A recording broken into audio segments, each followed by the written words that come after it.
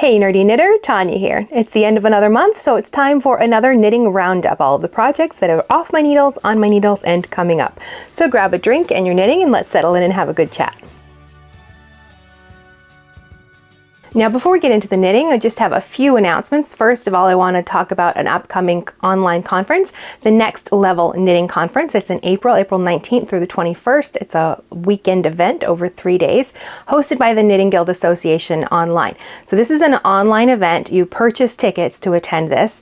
There are 32 classes over the course of these 3 days. All of them are online. They're 90 minutes each, and then there are giveaways and other panels and events going on as well over the course of those 3 days. And your ticket gets you access to all of it. And of course, you can't attend all 32 classes live. They have, I don't know, 3 or 4 going on at the same time, so you can pick which one you'd like to attend. But then all of the others, you have 6 months access to all of the classes. So you can watch and rewatch as much as you want in that 6-month period. So I'm teaching 2 classes at this event, and I'll have a link down below so you can go check out like the class list and see if there's enough of interest for you to attend the event. I taught last year and really enjoyed it, so I'm looking forward to teaching again this year. I've been working on my notes and my swatches and getting all the homework assignments ready for the students and everything like that, but it's probably going to be a great event like it was last year, so hopefully I'll see you there this year. And I've had 2 pattern releases since our last December podcast episode. First of all is another sock tutorial. It just came out for last week, I think, for flexible double pointed needles. I've been working on all these tutorials and they start to get like blended all together in my mind and I can't remember which is which, but I think this one was for flexible DPNs. This is using Alley Cat Yarn's Ontario sock, which, I don't have my notes here right in front of me for this yarn.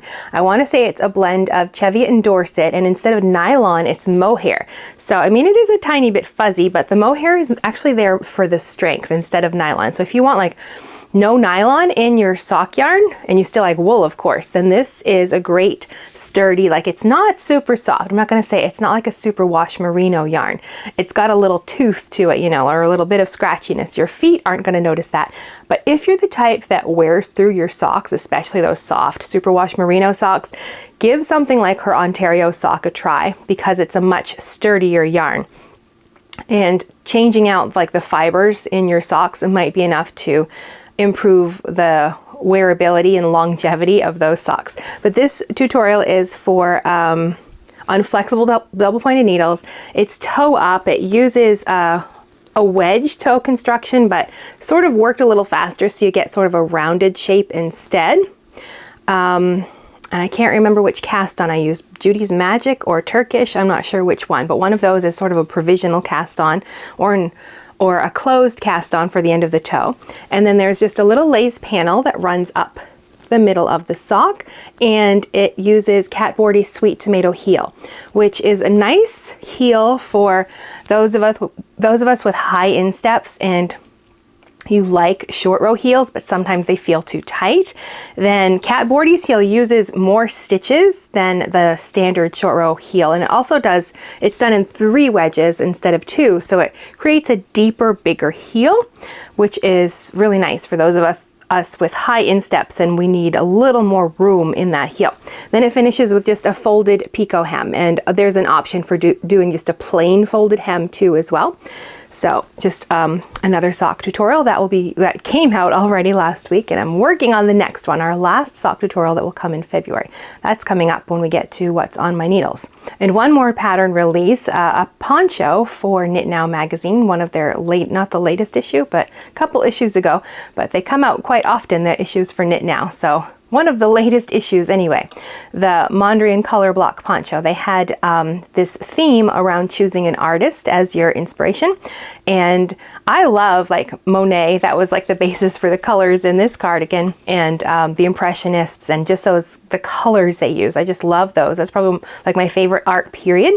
But I'm not a huge fan of like modern and postmodern art so much, but there is one I like, Pete Mondrian, and you've probably seen some of his. They are just blocks of primary colors like yellow, red, blue, And then they usually include some black and white, just blocks of color with stripes. And for some reason, I really like that. I don't know why. They're just very simple. I mean, it doesn't look like it's very difficult art, obviously, but there's something about it that I really like. So that was my inspiration for this poncho. And it's just very simple, knit from the bottom up, some reverse stockinette for like the hem edging at the bottom. Then it's just knit and stockinette. And there are some sort of like purl stitches that you put in there, and 2 decreases that are worked together to sort of give it that chevron shape. And then when you're finished, and after you like have been decreasing down to the neck, you use the purl ditches to do some duplicate stitch with the black yarn, and that gives you like stripes going in the other direction. So it's just plain stockinette stripes. It's very, very simple. I mean, there is a bit of finishing because you have all the ends to weave in, and you also have that duplicate stitch to do. But I like the idea of doing something fun and bright, and my daughter thinks that, like with the color choices especially, that it's very comic booky, like those really bright primary colors like that. So comic book inspired, but for me it was Pete Mondrian and his bold colors, and just plain blocks of color with like thin and narrow stripes, and just something about that I like. So those are the new patterns that are out since our last podcast episode. Now, last thing, of course, is we always talk about a book, because we wouldn't be very nerdy about our knitting if we didn't talk about books. I just love books, and I love knitting books. As you can see behind me on the shelf, I have lots of books. And this one, I think I have probably mentioned this in the past, but I pulled it off my shelf again because I'm working on a sweater workshop. I'm right in the middle of it right now, teaching it. It'll be wrapping up in February, and I'll be opening the workshop again for the next batch of students. So I'm just getting prepared for that second run through. This first run through has been about modifying a top-down raglan pattern. And when we go through the course again opening at the end of February, I think, or March, somewhere in there, we're going to still do top-down raglans, but I'm going to include information on knitting a top-down yoke as well. Not really how to knit one. You should know how to knit one for this class. It's more about making modifications to make it fit you really well. Whether that's if you have a larger bust and you need to use bust darts or some other way to accommodate your bust so the rest of the sweater isn't so giant on you, or adding waist shaping, adjusting sleeve length, changing the neckline. That's something I've done with this workshop we're currently doing. I use the flax pattern as my base pattern, and I changed like the crew neck to a V-neck. So I walk through how to do that. But this I've been reading through again just to like refresh my memory on certain points. And I don't look at this book that often, but then when I pull it out, I end up like reading the whole thing again. And there's a lot of information in here. But this one is more for the sweater knitter. But the sweater knitter who wants to modify things. I'll show you some overhead of this, like the table of contents. It starts basically as you would with a sweater pattern. Like you would choose your pattern and your yarn and your needles. And believe me, there's a lot of information just on that topic. And then she talks about actually planning your project. Well, as you're swatching, thinking about your cast on even, and different elements that you can work on in your swatch to test them out, right down to that cast on and bind off you want to use for your project. And then a lot of information on modifying and talking about shaping your knitting. Then Chapter 5 is the work in progress, and then evaluating adjusting things like fixing your mistakes or size and fit adjustments, or if you need to cut your knitting to fix something. And then the last few chapters are all of the finishing things and adding borders and bindings and embellishments. So it's really for the sweater knitter who wants to modify patterns or adjust patterns, and there's so much in this book. Like, it's really just packed full of just useful information for sweater knitters who want to modify things. If you want to, say, move an increase or a decrease so it's like a little further in, how will that look on your garment? With lots of little swatch samples in here, and then different advice on modifying or changing or checking the fit or adjusting things to fit you better, or making fixes after things have been bound off. How can you adjust after the fact? Just so much good information, but definitely focused on knitters who knit sweaters. So it's not for like shawl knitters or sock knitters or anything like that. I mean, you'll find useful information, but it's really focused on knitting garments. So I highly recommend this. There aren't any actual patterns in here or anything like that. Just lots of advice and information on modifying and adjusting for a custom fit. So this is definitely one of my favorite resources. I don't read it that often, but when I do, I always find another new nugget of information that I'm trying to absorb into my brain for future projects for myself. But it's also a good resource if you're in the middle of working on a project and you want to think about adjusting or fixing something, like using the appendix in here or the index to see if she's got some information on that particular thing, so you can read and research as you're working on a project yourself. But definitely a really good book, The Knowledgeable Knitter by Margaret Radcliffe. She's got other great books as well. I think I have most of them on my shelf, but this is definitely one. I love all of her books, but this is a really good one for sweater knitters. Now, I actually do not have any off my needle projects to share this month. Last month was sort of my let's clear the decks and finish everything off and start fresh this year. So I had a lot of finished projects for the last episode. So everything that I've started or started over vacation, Christmas vacation, are still in progress. I don't have any finished projects yet to show this year. So we're going to get right into what's on my needles. So the first thing to show is the top-down raglan sweater that I'm working on for a workshop that I'm teaching. I just told you about that before, but I'm actually knitting a sweater and showing basically how I customize it as I go and working on each piece. So this is the sweater. I just dropped the yarn right there. So it's Flax by Tin Can Knits. I'm using Wool of the Andes Superwash to knit this, and if you've ever seen flax, then you know it's got a crew neck, so there's the first big change. I've done a deep V-neck instead, and elbow length sleeves instead of full length with some lace ribbing on there. And I've got some shaping going on down here. I've got waist shaping in the back.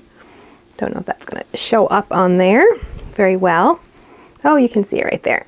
Some of the shaping. I did some at the sides, but I'm not pleased with how it came out. I think I was increasing too quickly and it kind of bulges out a little.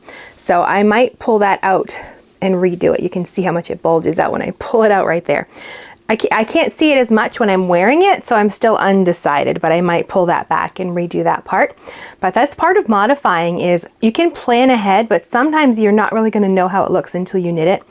And if you're going to modify things, then you have to take that chance that it might not come out the way you want, and you just have to be willing to rip back and fix or live with it. And I'm still undecided about whether I'm going to live with it or rip it back and fix just this last bit. I might rip it back and move all of the shaping to the back, because I did some waist shaping, like from above, like from the bust to the waist. I decreased just on the back side.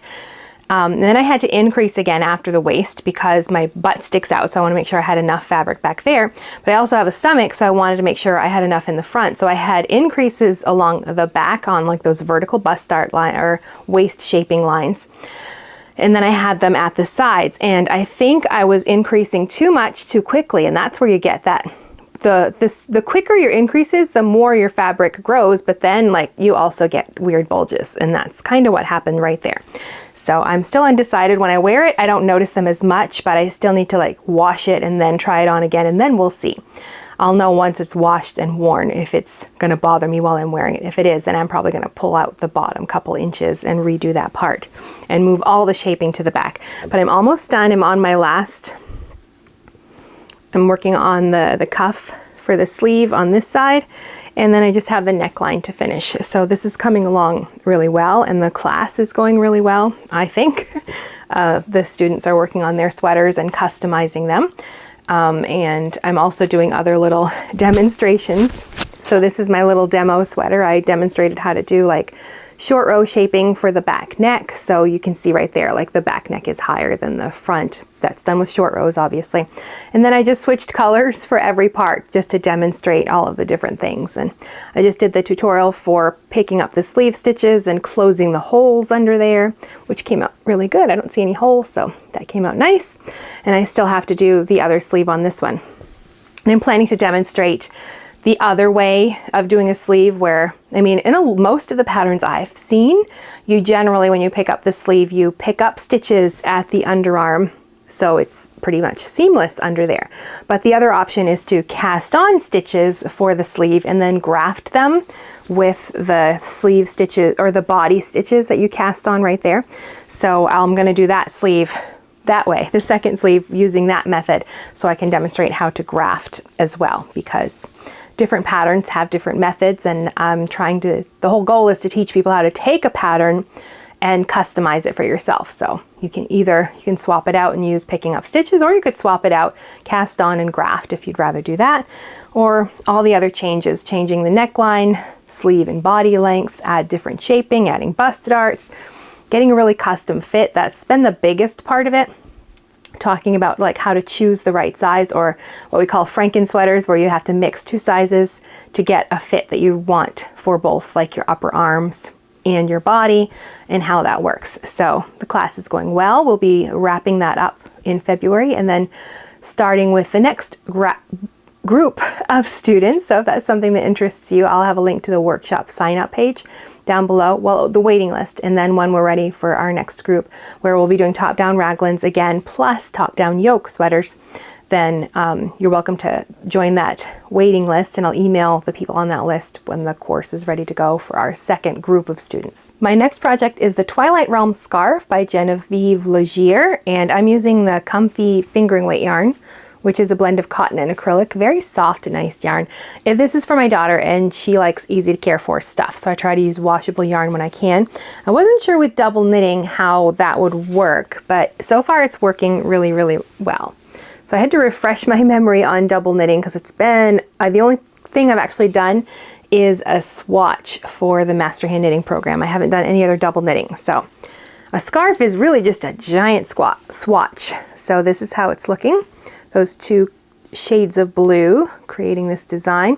I'm still on the very first chart. There are 4 or 5 charts, and you basically, it's pretty simple. Like, you just establish the pattern on one row, and then you turn and do the other side, and you're doing the same exact pattern again. So the second side is pretty easy, as long as you didn't mess up the first. I've messed it up a few times, but it's not that difficult to fix double knitting, because usually if you've messed up one stitch, you've messed up the stitch right beside it. So it's 2 stitches, then you have to just drop down and fix just those 2, and it's not that hard. If you can drop down and fix a stitch in stockinette, then you can do this. It's not difficult. Like, I wouldn't recommend like just doing it, like get some bright light and sit down and make sure you're picking up the right stitch again and fixing it, but it's not hard. But this was actually a lot of knitting time. It takes a lot of time to finish a couple of these rows, like, because it's basically like you're doing ribbing, but you've got to move both yarns. Like, you have both yarns to the back, you knit a stitch. You bring both yarns to the front, and you purl that with the other color. You purl that next stitch with the other color. Move them to the back. So if you're working on the dark background, you would knit a stitch with the dark background, and then bring the yarns to the front, purl a stitch with the light color, and that gets like the design on the other side. So it's not hard, but you've got 2 yarns you have to manage, and I've tried different methods. With stranded knitting, I hold a yarn in each hand, but for double knitting, I was struggling. I could not do that. I think because of the purl, like you have to stop and purl. And when I do stranded knitting, it's always just knitting. You know, I haven't attempted to do it flat. So I haven't had to deal with like purling very much with the yarn in my right hand, which I have not done very much. I find that difficult. I actually think I'm going to work on that skill. I want to practice like some other knitting techniques and improve knitting with my right hand. But where was I going with that? So it takes time to finish a row, because you've got your 2 colors, and you've got to knit 1 stitch, bring both colors to the front, purl a stitch, take them to the back, knit the next stitch, and it takes a while to do all of that to get across a row. But it's really cool the way it looks. Like, it's just really neat how that fabric happens, and it's double layered, of course, where the colors aren't crossed. You can see I can pull them apart right there. Like, they are not attached. They are attached where the pattern is on there. So it's not attached down here at the bottom. I can pull them apart right there. So I don't remember what cast on I used. I have my notes. I referred to a Melissa Leapman book, Mastering Color Knitting, and then I think I looked up a couple videos on YouTube just to get it around my head again, basically like the cast on edge, because I didn't want it. I like a really seamless look, and I think that one came out really well. You don't see like an obvious color, like it looks like the blue, the dark blue is on one side and the light blue is on the other. My edges are a bit sloppy, which happens in double knitting. I'm hoping when I wash it that'll settle down, but they are a little large compared to the stitches beside them. But I'm not entirely happy with that, but not much I can do about it. And I don't notice it with the dark blue because it's pretty dark, so it's harder to see them, but I do notice it with the lighter blue. There are other methods for working your edge stitches as well, but I'm just doing the plain working to the edge and then twisting them together, and that just keeps them attached, so you're not ending up with two different fabrics. Like, it keeps them as one piece. But this is still, I don't even know if I'm halfway through the first chart. I told my daughter she'll probably get this for next Christmas at the rate I'm going, because it doesn't look like much, but that was a lot of knitting time. Like, it took a lot of time to get that much done. That was a lot of my Christmas break, was working on this, and it doesn't feel like much after I know like the amount of time I've done. But yes, so it's not going to be done anytime soon. But I think it looks nice, and it's not that difficult. It's just a time-consuming process of knitting. And it's not, I wouldn't say it's like potato chip knitting, because you have to look at a chart and pay attention to where you are in the chart. So I don't pick it up all the time. When I want something super easy, this isn't what I pick up. So, and I haven't worked on it for a couple weeks, so I need to get back to adding this into my rotation. But it is coming along. I imagine you'll be seeing a lot of this over the next year before it's done by next Christmas. So the next thing on my needles is a new sock tutorial. I finished the first sock and I still have the second one to go. This will be the last in our toe up sock series. We've done 6 cuff down. Now we've done 6, it will be 6 toe up. So this one uses short circular needles. And of course, if you're using short circulars, you can't do absolutely everything with those. You're gonna have to start with magic loop or something like that for the toe, which is done. It's a round toe. You cast on just a few stitches and then you start using yarn overs and closing them up, of course, to get this short round toe shape. And then by then you have enough stitches, you can start knitting the foot in on your short circular needles. And then it uses a forethought heel, or peasant heel, I suppose, where you do place waste yarn, which you pull out after you finish and then put your heel in. And the heel is just like the toe, but worked in reverse, of course. Instead of increasing, we are decreasing. And it's a little bit deeper. I put more increases in between each round. It's basically it was a toe shaping, but it can be used for heel. So that's what I've done, is put it on the heel. So it's the same for heel and toe, but this one is worked by increasing to get the stitch count. This one is worked by decreasing to get down to your final few stitches. So the first sock is done, and I've got to knit the second one and do the tutorial. I'm going to reverse the colors for that because most of the work is done on these two parts, and this yarn is pretty dark, so it's harder to see. And sometimes I don't think about that when I'm choosing yarn for, like, I pick a color I want to knit with and forget to think about, oh, how is this going to record when I'm trying to record a tutorial? And people have mentioned that sometimes that yarn is too dark. So I'm going to reverse the colors and try to keep that in mind this time to choose the lighter color. So these are the colors. This is Beck and this is Peahen. This is Smooth Sock from Alley Cat Yarns. It's our 8515 Superwash Merino Nylon blend. Really soft and lovely colors. So that will be coming in next month when I finally get the video recorded and everything done. So this is the first of my Christmas yarn projects. I always ask for yarn for Christmas. I usually fill the basket for my husband, the shopping cart, online, or my in-laws, and I got lots of yarn this year. So this is my first Christmas yarn project. This is Festival of Stitches by Lisa Haynes. I'm not sure how to pronounce her last name. But I was intrigued by the construction of this one. It starts out like a top-down triangle shawl. So I got that part finished pretty quickly, and she's got instructions. It was originally for a mystery knit along, so she has instructions for like the size that she knit, but then like weighing your yarn so you can keep track of how much you're using and changing or adjusting the size as you go. But then after you finish the triangle part, you put half of it on hold. So I've got these on a cord over here. And then you keep knitting in the other direction, and then later on you'll come back and knit in the other direction. So it starts out as a top-down triangle, but then you start working out this way and you're going to end up with a rectangular shawl instead. So now, like, you're still increasing along one edge, but instead of increasing down at the bottom, you're decreasing to go in that direction. So it's like combining a bias rectangle and a top-down triangle. So very fun construction. And I mean, it started out really simple. It's just stripes with some baubles in there. And now we're into all of the stitch patterns, and there's a lot of them. So it was a lace section first, which I powered right through really quickly.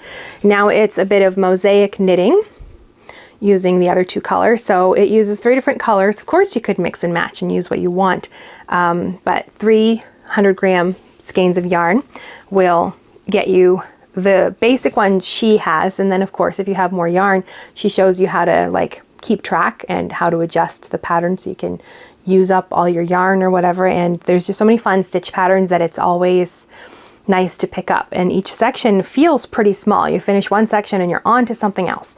So, and then when I finish this side, I'll pop over and start on that side, of course. So really fun project. I love all the different stitches, and the yarn is Knit Pick Stroll for the 2 colors, and then a skein of Bare Capretta. I got a whole bunch of it. You can see right behind me right there. That's all Capretta Superwash. I got like a 10 skein pack of it because I wanted to dye some more yarn for my own. I have a couple shawl patterns I want to knit, so I thought I would dye my yarn myself for those. Get all my words out there. So I got a pack of the Capretta Superwash, which is a blend of superwash merino, cashmere, and nylon. So it's very soft and lovely to knit with. So I wanted some really soft, lovely shawl. So I got all of that. So I stole a skein from there, and then a couple skeins each of these 2 colors, Vibrant Violet and Sapphire Heather. Yes, and this is Knit Pick Stroll. So, I mean, just Stroll sock yarn. I don't really love this for socks so much, but I like it for shawls and things like that. It's very soft for that. It's a little bit splitty, and it is, I mean, it's very soft. That's why I don't care for it for socks. But I like it for things like shawls, where they're easy to care for because it's all superwash yarn, but really lovely colors and nice and soft. Sometimes, you know, I like a good sturdy shawl, but sometimes I want a soft shawl. So that's what is the plan with this. So just very simple, bright colors. I wanted something bright and fun. So I'm actually getting quite a collection of shawls, and I think I'm going to sit down and sort through them and see if there's any I don't wear. In the past few videos I was talking about, I have like a whole bag of acrylic yarn that I've been working on, like with scarves and hats and stuff, to give to my father-in-law to, like, he can just keep them at church if anybody needs a hat or scarf or something like that. Well, I had quite a few done, and they didn't even make it to his church. I went to my church first. I was going to give it to him there, and I was just asking it was mostly like black and just dark colors. So some of the men at church, and everything got taken. So I have to knit some more stuff, but I felt like I was leaving out the women because all of the things went to different men in the church. And I mean, I've got all these shawls that I've knit, and some of them I don't really wear very much anymore. So I'm going to sort through everything and make another bag and take that to church for the ladies this time. So no, I've got to knit more for my father-in-law now because all of that stuff is gone. But I don't know, I like to knit shawls. They're just nice and relaxing, and I do wear them. I have one right there in my chair that I wear if I'm cold in the morning. And I'm thinking of leaving one like beside the bed because sometimes I like to read in bed at night, but my shoulders get chilly, and all I can think is I'm going to be like Miss Marple. If you ever watched any of those old shows, and I remember some of them, she's sitting in bed with her little bed jacket on. I'm going to be her, I guess, sitting in bed with my little shawl. But yeah, I've got this one on the go, and I already have plans for the yarn behind me. There's some red yarn I just dyed. That's for another shawl. And I want to knit Hohi Locatelli's Fading Point. That one is huge, but I want to dye the yarn for that one as well. So lots of shawls, but I wear them, most of them. So I am going to sort through and see if there's any that I can give away to some ladies at church. But anyway, that's Festival of Stitches, and really fun pattern. So this next project is also a Christmas yarn project. This is Knit Picks Gloss DK, a blend of 70% merino, 30% silk. So it's got like this shine to it. I really love silk in a yarn. It gives it that little, like just a little slickness, and then also that shine that it adds. So this is a cardigan for me. And I've done tons of swatching. My original swatch, I did what, US 5 and 6, and my gauge was way too big. And then for some reason I had it in my head I needed to go up a needle size. And of course that was even bigger. So I ripped that one out and reused the yarn for my next swatch. And the US 4s gave me the gauge for the pattern. I was attempting to actually try to get gauge this time instead of using my own. And, so I had to go down to a 4 though to get the gauge, but the fabric is still, it's very nice. So I guess I was just really loose with this yarn when I was knitting. I'm not sure. The slickness of it and using like metal needles, it does make the stitches pretty slippery and smooth. But the fabric and drape is really nice on that. But I haven't actually finished very much. So far I've just gotten the bottom portion of it done. So the cardigan is knit from the bottom up, and it's all knit in one piece, and then you get to the underarm and you have to knit the back and then both fronts. And I haven't read everything, but somehow attach everything, and then you've got sleeves to do as well. I haven't read that bit to see what's going on there with the sleeves. I think those are picked up and then knit right down. So it's sort of like an oversized cardigan and drop shoulder dolman sleeve style kind, where the sleeves are like way down here, and they're really close fitting. But I just liked the look of the cardigan. It's a little bit different the way it's constructed, like this piece around the neck that is worked and attached, and it affects like the way it's shaped and the way it drapes. So I am pleased with the yarn. I think like the silk and that merino, it has a really nice drape, and the color is lovely, but I haven't actually done very much. This is the bottom ribbing. It's just a twisted rib. I did the alternate cable cast on, so it looks a little seamless, but it's easier to do than like a tubular cast on. I wonder if you can do that with a twisted rib. I would imagine so. I just haven't bothered. There is a bit of sort of like a slipped stitch edging on both sides as well. So I have finished the ribbing, and I just have my markers placed, because you have like the whole back is in stockinette, and then the the fronts, they start in stockinette, and then there's lace panel right along the front. So I have just got my markers placed for that, and that's the next step, is to actually just start knitting the lace as well. But it's actually pretty simple knit. It's just like these 2 lace panels, stockinette for the rest, and that's all you do up to the arms. And then of course you've got to like work everything separately from that point. And then the neckline is a little different. You're knitting the lace part is continued and then joined in the back. I think I didn't read everything. I kind of skimmed. That's what gives it that really interesting shape. And then of course the sleeves are down pretty far. So you get the oversized body, but then really close fitting sleeves. Now the pattern only comes in, I think, 3 sizes, but it's intended to be worn with like a lot of ease, but you can sort of pick how much ease you want. And even I have the largest size, and that still gives me, I can't even remember, it's a lot of ease. I can't remember how much right now. But so even though there's not many sizes, depending on how much ease you want, it works out. Like I'm larger, and the 3rd size is perfectly fine for fitting my body. The sleeves look like they might be a little bit on the tight side, but that's an easy adjustment. You can just like adjust like the length of the armhole and pick up some more stitches around the armhole to make it a little bigger. But I figured I will worry about that when I get there. I can check and see how it's fitting, and then just make a note about, how much I'm adding. Probably another inch or so would give me enough for the armhole. I don't want it too tight. I don't really love super tight fitting sleeves. And my arms are larger too, so I will make that adjustment. But it's a Kate Davies pattern, and I think I've knit one of her shawl patterns, and her patterns feel like the old school way of writing knitting patterns, very brief and to the point, and perfectly, I mean, they get the point across, and I know what I'm doing. I'm not questioning anything, but I find them a little bit different than a lot of some of the other pattern writers, especially North American ones, I guess, where well, myself included, I get really wordy and sometimes that works out fine, but sometimes, you know, you can have too much going on in the pattern and it gets to be confusing. But she is concise and to the point, but everything's there. It's just short and to the point, but I'm not having any issues with it. I'm not saying it for that. Just that it's interesting to me, like her way of writing a pattern compared to a lot of patterns from North American writers, I suppose. I wonder if like what the difference is. I need to look at patterns from designers in other countries and just try to compare them more to see. I would just wonder if it's that, if it's just like what you're used to reading in a pattern. And I'm not sure. What do you think? Like, do different patterns from different people from different countries, do they write them differently? Do you notice that?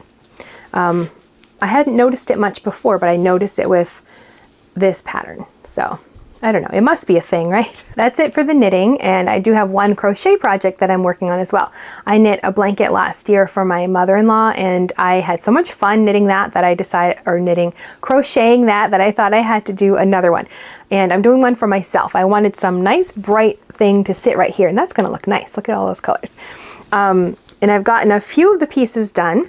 So this is Lily Pond. It's another Janie Crow pattern. This is the second one I've done of hers.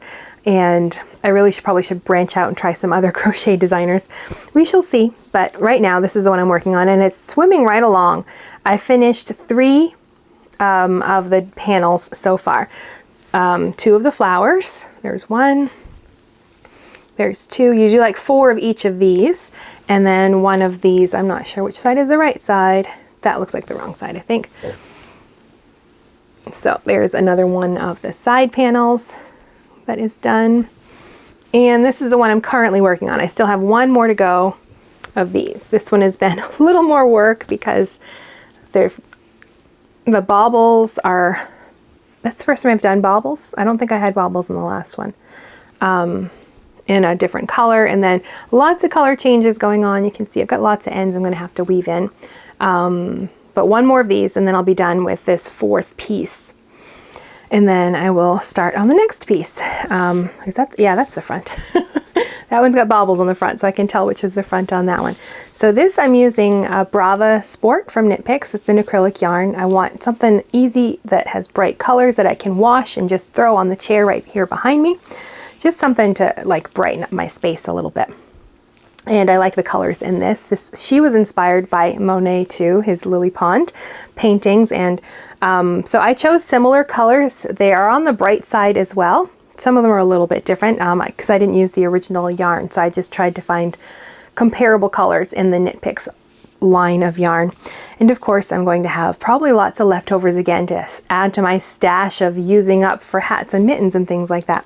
But it's been, I don't want to say it's easier than the last, but yeah, I think it has been, because it's just been sort of like giving my muscle memory a chance to kick in in regards to crochet, like remembering how do you do a double crochet 3 together, you know, like I had to keep looking that up every time I had to do it before, but now it's sort of sticking in my brain now at this point. Baubles were new, that was a new thing. All the other stitch patterns though have been ones I've already learned, or not the stitch patterns, but the different techniques and stitches. So it hasn't been anything super difficult. There is no tutorial for this one, but I don't think I need it. The other one was really good with the tutorial, like to really, because that was my first crochet project. But now that I'm sort of past that, I haven't needed like tutorial videos for every part. So, but I do recommend if you're a knitter and you want to crochet, then that Fruit Garden blanket, was that the one I did? Yes. That one has full video tutorials to walk you through everything so you can like get started. If you already know the basics, then you'll be fine to actually tackle that one, I think. I have not done much crochet besides like I knew how to make a chain and do a single crochet and like a double, and that was probably about it. So and I can say that if I can do just those few things, and you can definitely tackle that blanket. Probably, I mean this one too, but there's no video tutorials. You might have to look stuff up as you go. But the other one, because of the tutorials, I would definitely recommend that. And this is a great follow-up project because you don't have the videos, but you get to like hone all those techniques and add a few more new techniques and just keep practicing those skills. So I don't know what I'm going to do after this. Maybe I'll branch out into some other type of crochet projects, but I am enjoying like crocheting blankets right now. So we'll just keep going with that. So panel number 4 needs one more piece, and then I will start with the next part, and I think at some point I've got to start sewing them up. I like that in her patterns she doesn't wait until the very end and then you've got to do all of the sewing. You sort of do it as you go. When you have enough pieces for that part done, then you start sewing them up right away, which is pretty nice. So making good progress on my crochet project as well. So I've got a few things that are upcoming. Last month I showed you the yarn for the Love Note sweater that I'll be knitting by Tin Can Knits. That's going to be for the upcoming workshop. I didn't feel the need to bring that out again. I haven't done anything since the swatching for the last podcast episode. That's in the bag back there in the basket. But my plan is to knit that top-down yoke sweater for the upcoming reboot of our workshop at the end of February, beginning of March. Because I like to demonstrate, I can show you how to make all these customizations by actually knitting a sweater myself and how I would do that. But there's no reason to show that again. But my other upcoming project is a new cowl pattern. I'm writing an article for the Knitting Guild Association for their cast-on magazine, their online magazine, about afterthought buttonholes. And when you write an article, you generally have a pattern to go along with the article, especially if it's something like a technique where you want to demonstrate that in a pattern too. So the pattern that's going along with that is going to be a cowl. So the cowl's knit lengthwise. It's just simple 2x2 rib, but it's going to have some fun cables in there as well. And then when it's done, you decide where you want your buttonholes to be placed, and then you can place them. I like to put them, when it's in like knit 2 purl 2 rib, I like to put them in the purl ditches basically, so the buttonholes can hide in there. So I'll show you how to work these afterthought buttonholes in this cowl. This is the yarn that I'll be using for that. This is Biscott Yarns, the Louise Robert collection, her merino worsted. This color is called Chardon.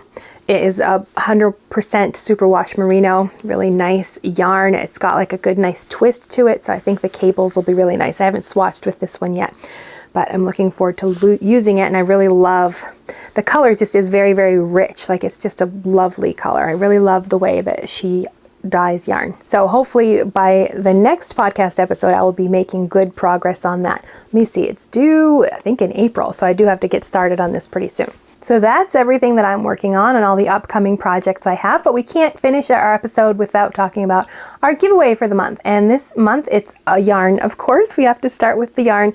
So this is 100 grams of, you might recognize it, I'm wearing the same sweater that I dyed the yarn for this sweater, and I've put my leftovers into some little 25-gram mini skeins.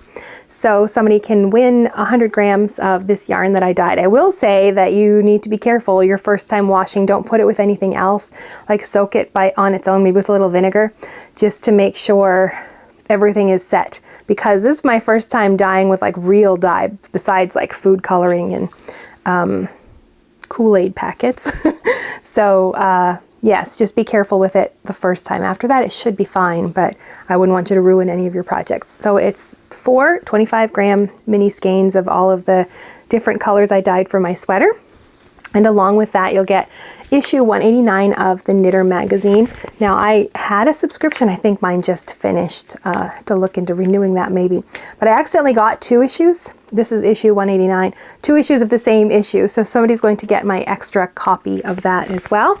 And then the Nerdy Knitting pin, just a tiny little pin with our little logo on it that you can put on your project bag or whatever. So if you want to enter this giveaway, just answer this question. Have you ever tried to dye your own yarn, whether with like real dye or Kool-Aid or food coloring? Have you ever done that?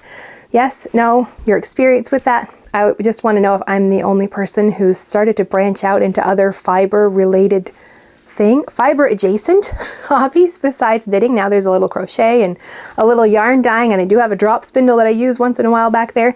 I still haven't finished like enough to even make any small project with that. I need to pull that back out, I guess. But so just answer that question.